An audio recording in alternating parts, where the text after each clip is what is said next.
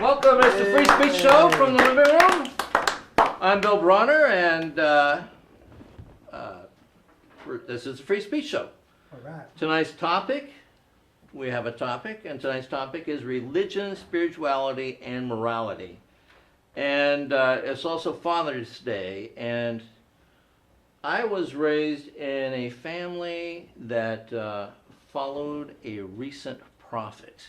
We had that going for us. I was raised Seventh-day Adventist, and for all my early years, I believed that because I went to church on Saturday, along with the hated Jews, that I was going to be hunted down and killed because I was going to church on the wrong day by Catholics. So I had that going for me. So my life was very shaped by the spiritual propaganda I was fed by the fundamentalist group that I happened to be born into, the chosen people. Well, of course, whatever group you were born into, for some reason they are chosen. You think you're Jewish and, oh, we're the chosen people? People of Islam, same theory. So we were the chosen people with the prophet who plagiarized the works of other prophets. So it's a lot easier to be prolific if you're going that way. But combine this with my parents. My mother was her family had been involved in the Seventh-day Adventist Church while the prophet was still alive. The prophet had become the prophet when she was 17 in 1844 and lived to be like 97. And so that's a lot of time to prophetize.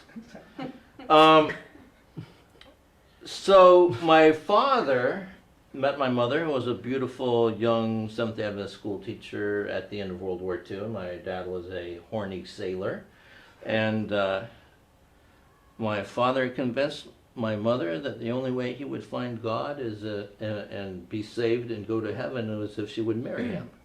Wow. And for their brief courtship, he attended church regularly, gave up the drinking, the smoking, the carousing, and married my mom, and immediately, yeah, baby.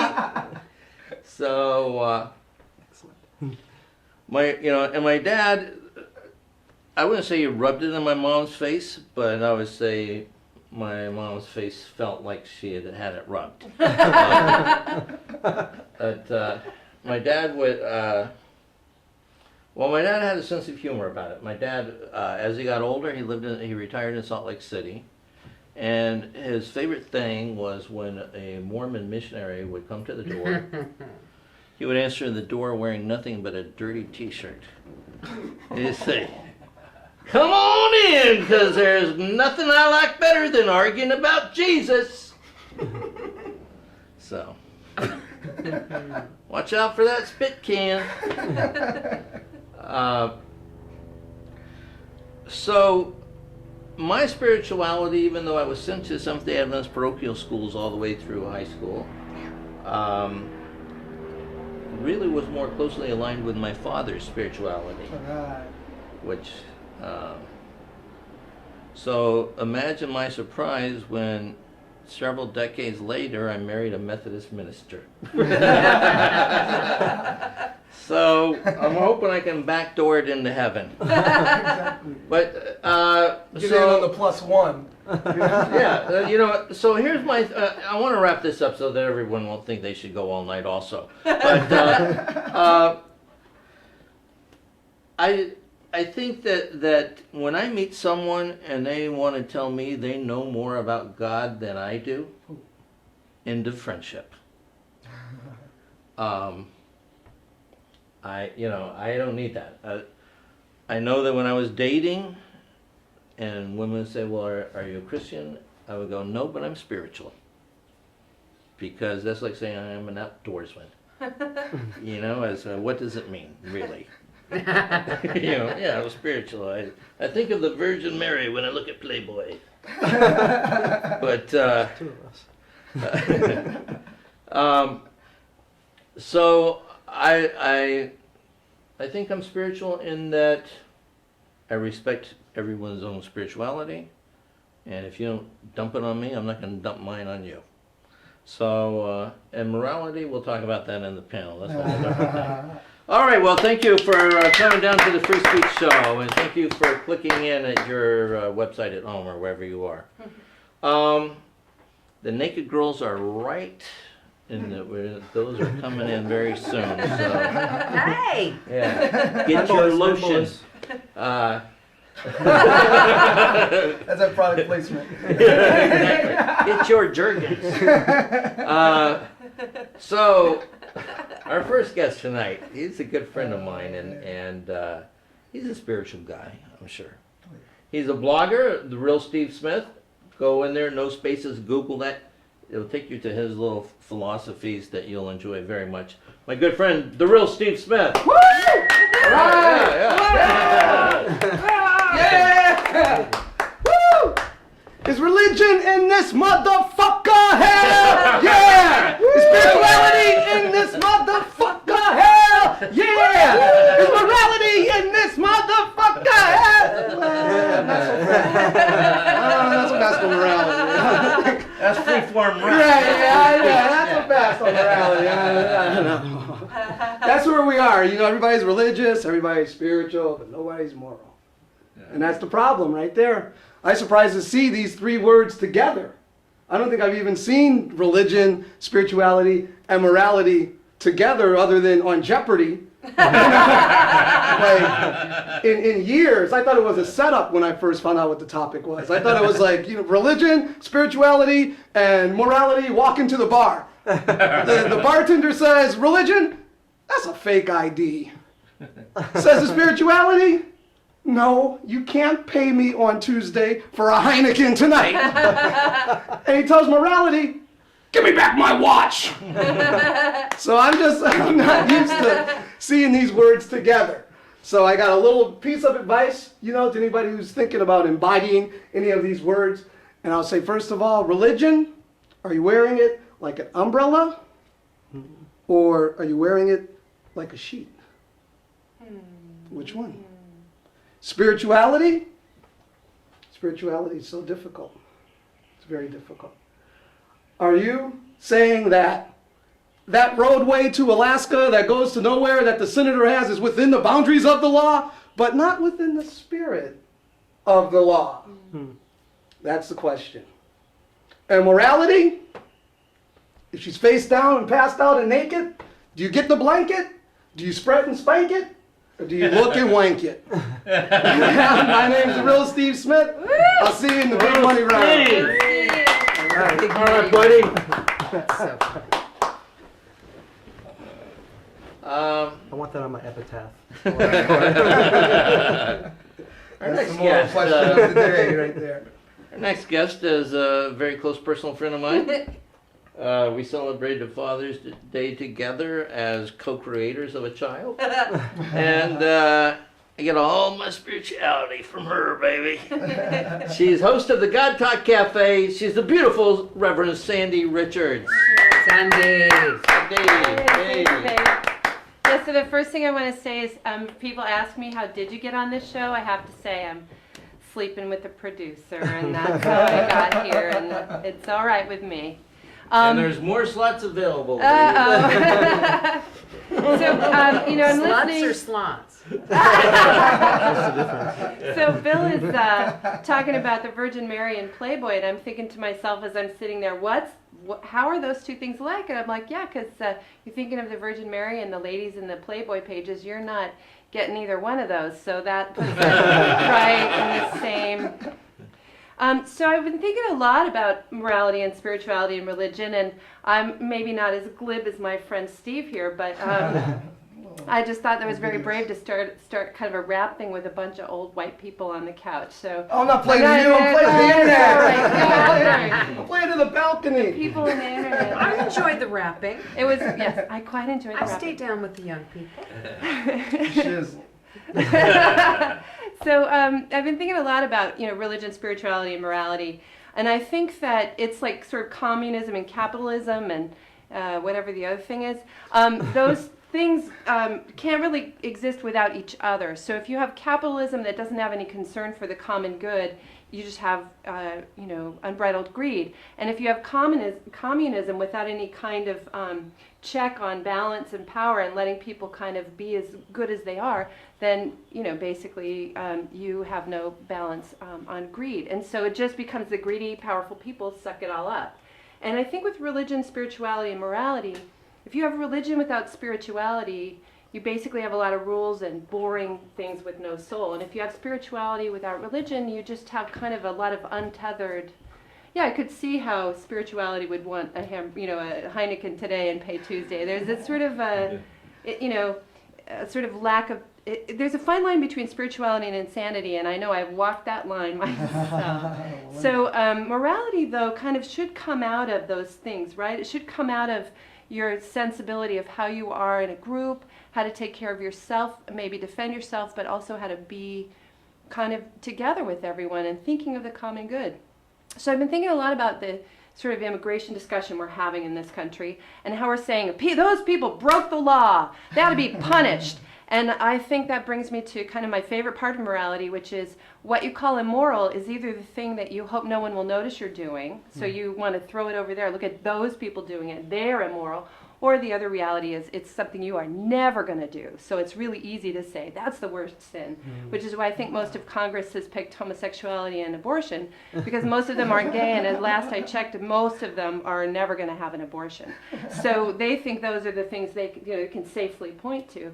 And so what if we are really a nation of laws and rules? Because I was late to church this morning. I was doing 80 on the freeway. And I'm the pastor, so it's not good. So I'm doing 80 on the freeway, and I did not give myself a ticket. Is that wrong? Or is it just that speeding is a law that's okay to break because we all do it, but crossing a border because you're hungry and you need to provide living for your family back home, that's breaking law. So I think that religion, spirituality, morality have to play together. And I'm kind of a radical American. I believe that if it's true that God made the whole world, that borders aren't really a part of it, and if capital can go flowing all over the place, then why shouldn't labor be able to move where the jobs are? If they're going to move the jobs all around the earth, why can't we move people all around the earth and let them get paid decently for what they do? And so I would think that for religion, spirituality, and morality, it's a deep subject. I can't say it all in 4 minutes. I get 20 at church, so I'm just saying. And I don't have to sleep with anybody there. Anymore. I think if we don't fix this immigration reform thing, because we really are a nation of laws, then I'm going to have to go to the CHP and turn myself in. Thank you. Sandy Richards! Or as she's known in comedy land, Mrs. Bill Bronner.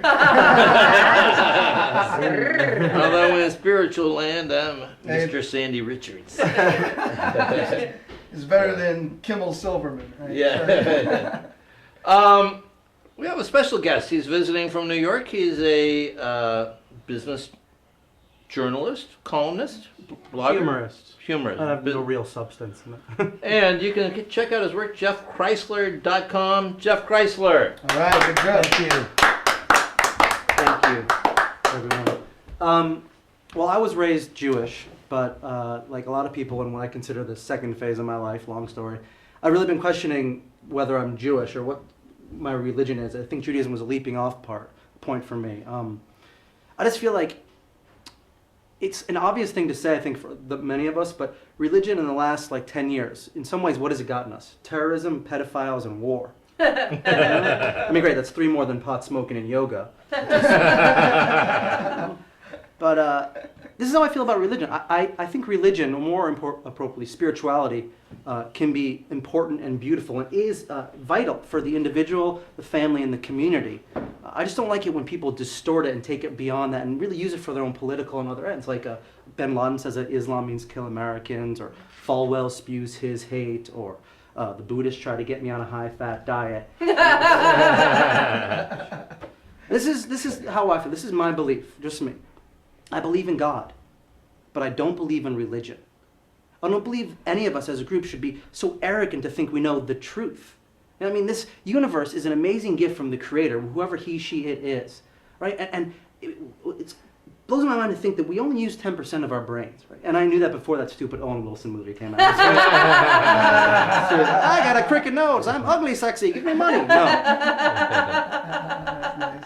Now, my father is a physicist, and I've always been very into science, and I just think that if we use more of our brain, we could really discover what spirituality is. We could go beyond like issues of rent and mortgages and coworkers and even politics. You know, we could cure disease, we could cure AIDS and cancer and Alzheimer's. We could travel in outer space. We could go beyond the unthinkable. We could ask the impossible questions.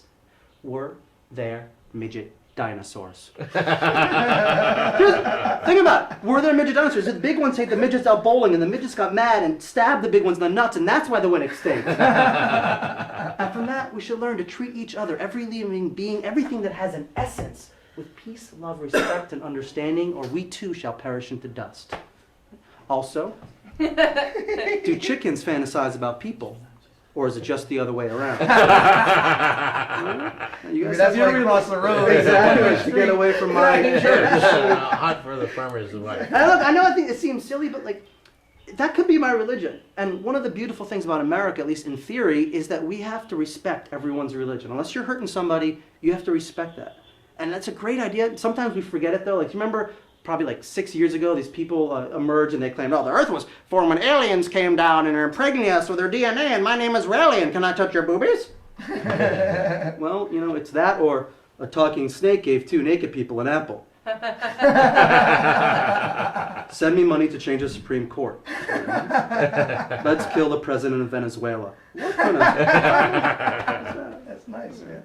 And here's the thing. I think that modern religion can have a place in our society, but frankly, if they wanted to be seen, at least by Americans, they put their scripture somewhere we'd see it, right? Like in the bottom of a pint of Chunky Monkey. Because that's where we turn, Americans, in times of need. We don't turn to religion and God. We return to food, because food tastes like love.